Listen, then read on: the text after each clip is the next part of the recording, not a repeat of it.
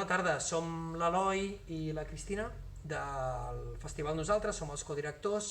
Aquest missatge és per explicar-vos que avui al migdia del dilluns 20 de juliol el Festival Nosaltres anuncia que continua.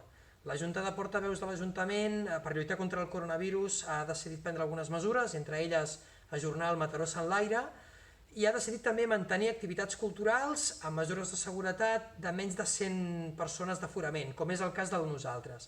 Hem parlat amb els coorganitzadors, que són el propi Ajuntament, i és així, continua endavant el festival, sí que mantenint totes les mesures de seguretat, de neteja de mans, de mascareta, de circuits diferenciats, d'higiene de les cadires, però el festival Nosaltres continua endavant.